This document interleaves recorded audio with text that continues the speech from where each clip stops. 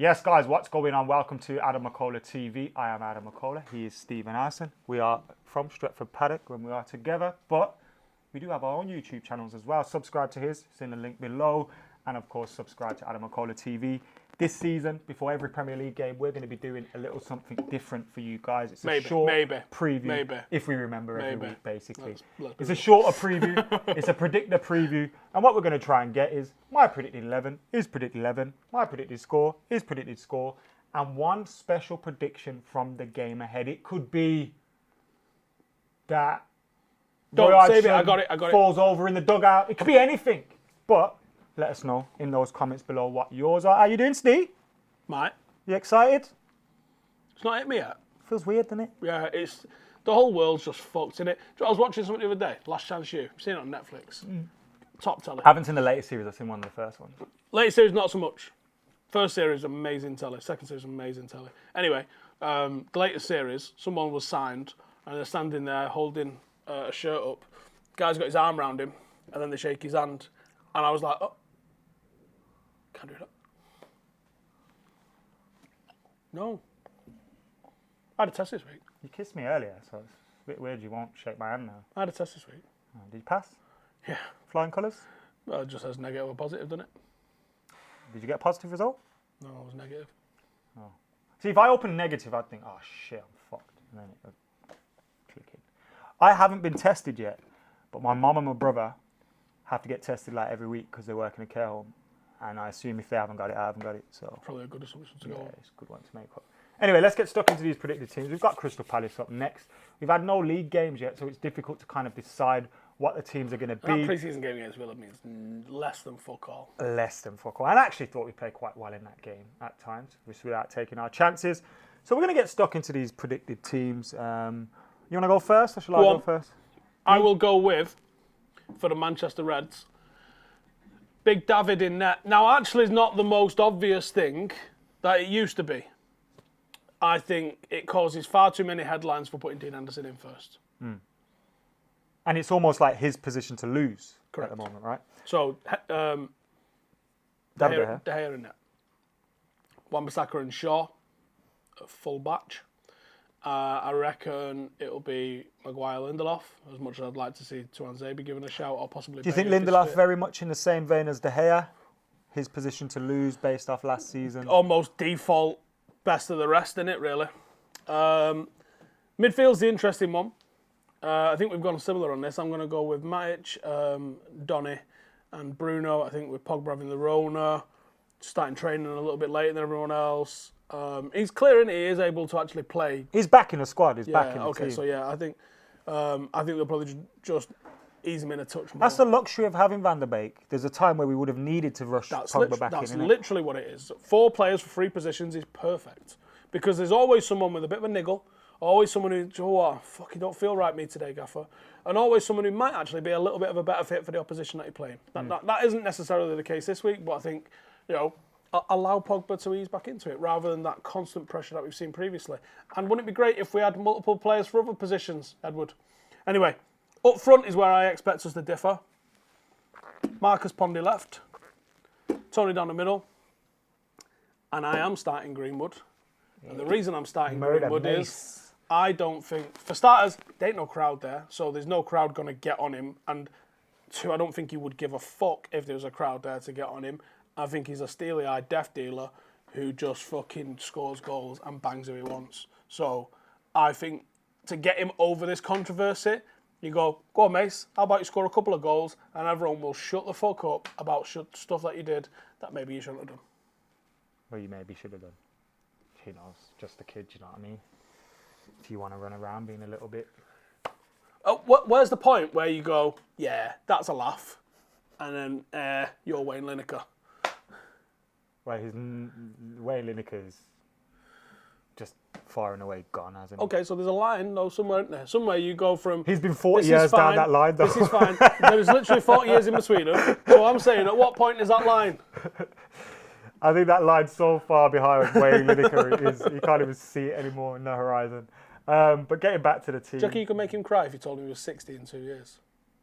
I think he's think about it, mate. he's so delusional and he's living his life so much, he doesn't give a fuck how old he is. Isn't that obvious? Yeah. Isn't that obvious? Piping girls that are younger than me, the geezer's nuts. Anyway, moving on from that, to my team, very, very similar again. I think David De Gea keeps his spot. A mistake, Dean Henderson's in. And I actually think we're going to see a better David De Gea because he's being pushed by Dean Henderson this season. Hopefully. Romero seems to be too happy as a number 2. When your number 2 is too happy, I feel like that can have a knock-on effect on your number 1. And it has done. I know it was earlier in his career, but I remember when Lindegaard was there and it kind of kept him on his toes, kept pushing him, and hopefully we can do the same again. I thought he looked all right for Spain when he played in the international break, so that was good to see, despite everyone getting on his case. So David De Gea in goal, and Wan-Bissaka, Luke Shaw as the fullbacks again. I was really pleased with Luke Shaw's performance against Aston Villa. Pre-season friendly again, but his bombing forward really impressed me. One of the reasons I wanted Reguilon on a deal as a rotation for Shaw was I thought he was better going forward than Shaw was, and Shaw was better defensively. But Shaw going forward that day was pretty good, and I think him and Rashford can build something down the left. Lindelof, Maguire, same reasons as you. I do want to see Bailly and Twanzebe be given an opportunity to take that spot, but at this moment, let's just settle down with what we've got. Long season. And then in front of them, Matic, Van der Beek. I think we'll play a 4-2-3-1, and Bruno Fernandes in front of them. Pogba's not fit, and I think if you look at that, Van der Beek played off the bench for Holland. Bruno played for Portugal. Matic hasn't had any time, but I think he's needed that time off anyway. Actually, you know what? I'm going to go a little bit different. I'm going to go Fred. Because Fred played in the Europa League latter games, didn't he? So maybe that's what Ollie's going to go with this time. I could have just dropped the point or gained the point, but we will see. So I'll go with Fred, Van der Beek, and Bruno Fernandes. Then I'll go Marcus Rashford, Anthony Martial, who looked great for France in the international break. And I think he's going to put Mace on the bench and go Daniel James. Unfortunately, because I think Mace is a better player, but that's what I think we'll do with the team. What do you think of score? It's a good point you asked that, because that is the second prediction we're going to make, Steve. You should present for a living. Don't know about that. Who are we playing again? Crystal Palace. Roy Hodgson's side had a 1-0 win against Southampton, which I was surprised with, because I thought Southampton were going to get the result. But being at home, I'm worried about Eze. I think he's a good player. Zaha, good player. But we should have enough to get them done. They might score, but we'll win. I'm going to go for a clean sheet.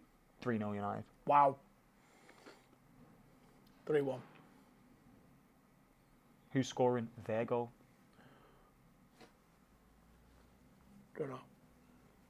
All right. Mark Bright still playing for him. Mark Bright. He's a commentator, wasn't he? Good commentator as well. It was good, Eves. I liked him, actually. Is he the? I don't want to say just. He didn't live with his parents or something like that, innit, Mark Bright? What? He was adopted. I don't know if it's the same player, but I remember listening to them tell the story of their life, and it was a crazy story. But if it is Mark Bright, go and check it out later, because his life story is a bit nuts.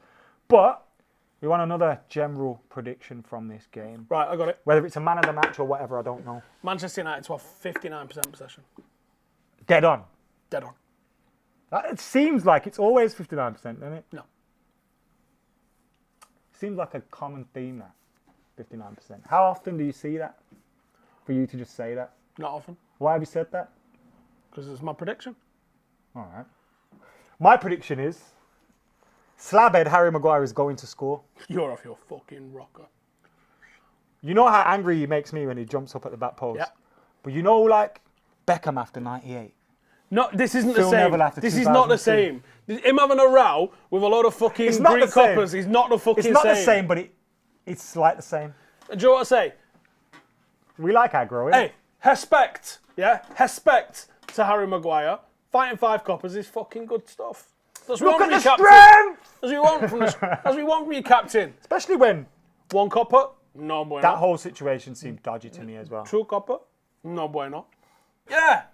That whole thing. Right, Was tough. and if you can't be a millionaire, right, that offers to pay people when you're in the shit, why even bother being a millionaire? Why?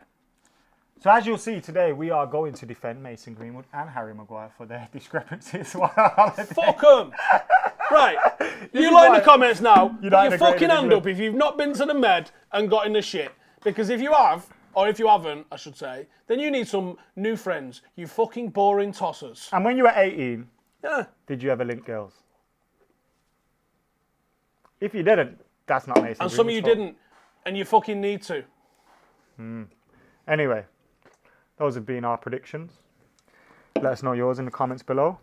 I'm also predicting United to win the league this year as well, but that's not for this show. And you were sober when you said that. Yeah, it was. That's still full. And you can't get drunk off cider. Scientifically proven. Anyway, I've been AdamMcKola. He's been Stephen Howson. Subscribe to Stretford Paddock. Subscribe to his channel. Subscribe to this channel. Ta-ra.